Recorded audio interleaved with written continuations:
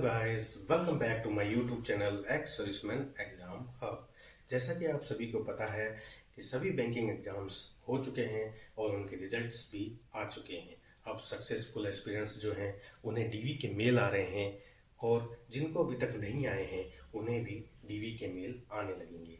लेकिन इस सब प्रोसेस के बीच हम एक महत्वपूर्ण स्टेप को मिस कर रहे हैं और वो है LLPT यानी कि लोकल लैंग्वेज प्रोफिशिएंसी टेस्ट।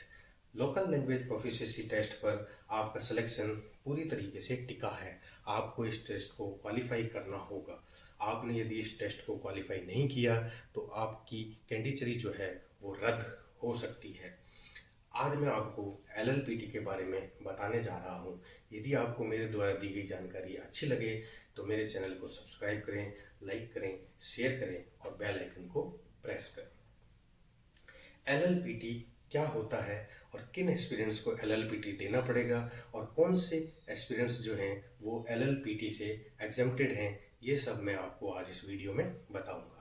सबसे पहले मैं आपको ये बता देता हूँ कि किन एक्सपीरियंस को LLPT देने की आवश्यकता नहीं है।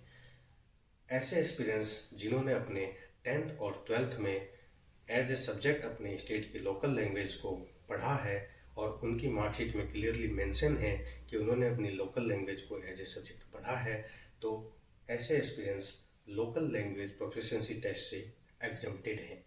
अब बात करते हैं किन एक्सपीरियंस को ये टेस्ट देना होगा। ऐसे एक्सपीरियंस जिन्होंने 10th और 12th में अपनी लोकल लैंग्वेज, अपने स्टेट की लोकल लैंग्वेज को एज ए सब्जेक्ट नहीं पढ़ा है, उन्हें देना होगा।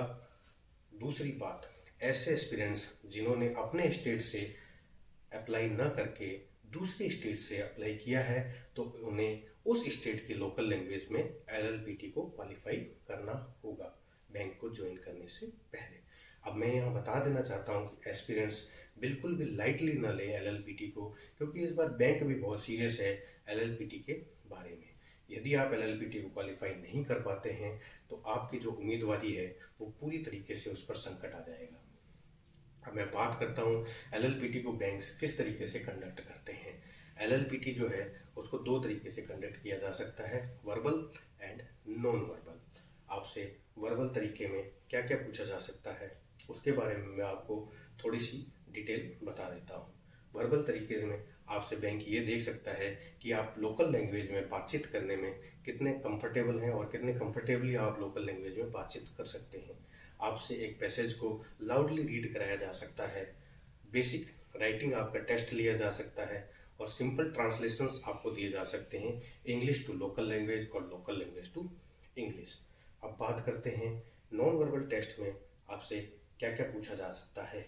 नॉन वर्बल टेस्ट में आपसे आइडेंटिफाई इनकरेक्ट स्पेलिंग्स पूछा जा सकता है, सिनोनिम्स एंटोनिम्स पूछा जा सकता है, फिल इन द ब्लैंक्स पूछा जा सकता है, पैसेज बेस्ड क्वेश्चन पूछे जा सकते हैं, translate English to local language या local language to English, error detection और बेसिक कस्टमर डायलॉग सिमुलेशन भी किया जा सकता है।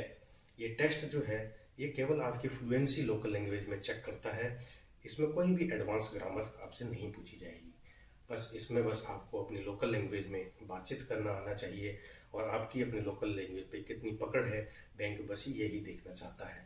तो मैं आपसे यही कहना चाहूँगा कि लोकल लैंग्वेज प्रोफिशिएंसी टेस्ट के लिए अच्छे से तैयारी करें, अच्छे से अपने इस टेस्ट को दें, क्वालिफाई करें और बैंक को